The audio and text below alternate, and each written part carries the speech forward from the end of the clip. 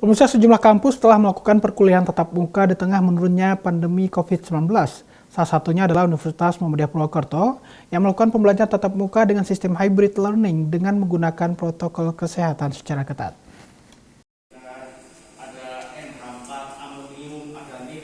Membaiknya situasi pandemi membuat kebijakan pembelajaran tatap muka terbatas diperluas.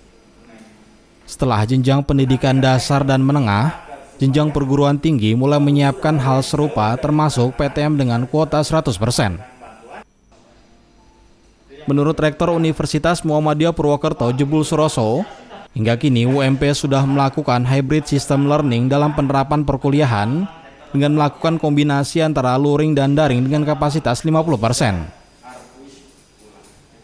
Untuk para mahasiswa diperbolehkan melakukan tatap muka dengan beberapa persyaratan vaksinasi dan sejumlah screening dengan tetap menerapkan protokol kesehatan.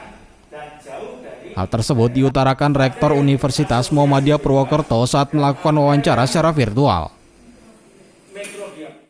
Jadi saat ini kita UMP melaksanakan pembelajaran dengan hybrid learning.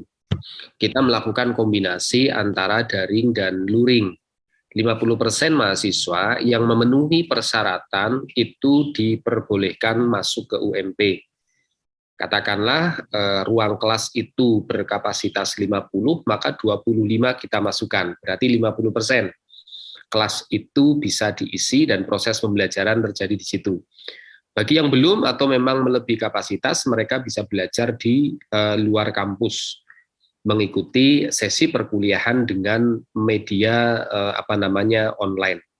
Ini kita lakukan. Nah, kecuali untuk yang praktikum itu memang dengan standar protokol kesehatan yang lebih ketat, semua mahasiswa kita buat untuk bisa melaksanakan praktikum. Karena kalau enggak, nanti mereka nggak bisa praktek. Apalagi yang perawat, dokter, farmasi. Nah, kita harus menjamin bahwa mereka itu melaksanakan proses pembelajaran untuk bisa mencapai kompetensi yang diharapkan begitu. Ya. Salah satu persyaratannya mungkin vaksinasi, betul? Betul. Pak Rektor. Ya, betul. Jadi vaksinasi 2 kali dalam kondisi yang sehat.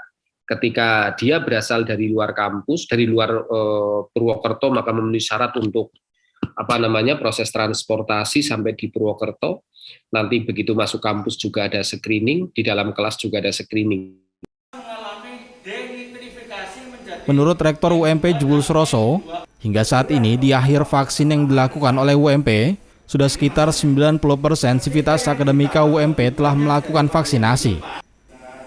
Upaya tersebut merupakan ikhtiar di tengah pandemi COVID-19. Kohar Ariski memberitakan.